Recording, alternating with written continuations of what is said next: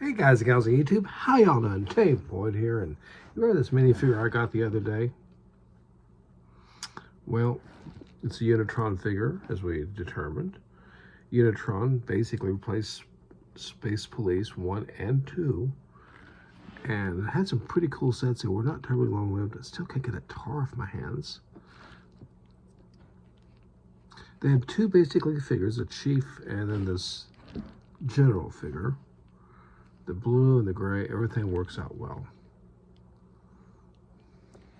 Anyways, this figure started my whole interest and continued to give me more gusto, more forward motion, and checked out the trans colors.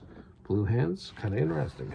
Really, one thing that jumped out at me about this whole era through the 90s is how the figures match a theme. Not in every set, but for the most part. This is set 1787 from 1995 release date. It's called the Crster. It's part of that bulk lot that Laurie had found at the thrift store. Parts of this set came from there, I should say. It's a unique use of 3 sizes of wheels. As usual, the trans neon green is fully evident. The doubled up dishes are here, as it's kind of cool. This is an interesting build. I guess this could go up. And then, of course, you've got this bomb fin. So I was like, that's interesting, and we'll get to that. First of all, if you saw my video earlier on this Spyrius, the little UFO, I want you to feast your eyes on this dish here, this printed tile. It's the same one. So I guess that means Spyrius could steal a Unitron vehicle, right? Anyways, here's a hidden feature on this. One of the hidden features, play features, I guess, if you will, is this is just held with studs. A couple center studs or jumper plates, as we call them now. It's got this plate here to keep from sliding back, and it's got these towels here to prevent full contact with those studs. This is a build. Now, there is one thing wrong here. This needs to be light gray, light old gray. I don't have one. I simply can't find one at all. I must have sold it or used on something else. Propulsion. Nice big windshield that pins back. It doesn't pop off.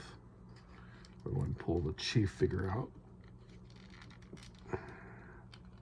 Full stud contact.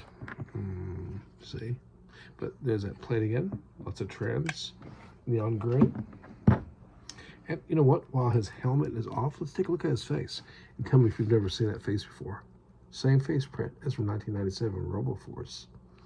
For the RoboStalker and also for the Raptor.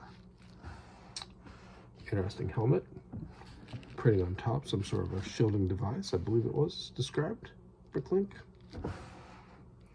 Then this vehicle here is the lower half. The one question I do have is this is a bit fragile here, but that's fine.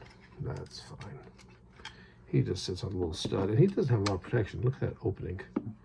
But here's a basic vehicle now, and go ahead and park it. These, oh wait, here, one thing I was saying, when this vehicle is not here, these can actually fold back. This can actually lift up. And I guess this acts as propulsion, and this folds down the front. It's kind of a cool, so you got a separate vehicle that's different. It's kind of cool. And then the only problem this particular figure has, he has a slight crack in the torso here. So his arm is a little bit loose, but he's the same as that first figure. Legend of Sleepy Hollow comes to mind. Oh well, they've lost some of their clutch. What can I say? I mean, he's getting up there. Anyways, 1787, the Crater Crawler, big old wheels, nice looking build, interesting play features, and pretty cool. You get 2 vehicles in one. This sort of latches back down, I guess, here, so just butt it down. And like I said, you know, we're losing clutch power on some of this stuff, but that's my big clumsy hand that's just held on with the one there and the back here. And that is one of the things you're going to notice firsthand when you mess with these old sets is there has been some improvements in Lego's construction. There's been some improvements in the design, but this is still an amazing vehicle. I like the look of it. Interesting, the use of the trans blue, and just the overall look of it is, I think it just works. Also, if you are young or young at heart, it rolls good. It also has some ground clearance, make it more believable as an off-road vehicle. In fact, it runs a little bit like a Hot Wheels car, actually.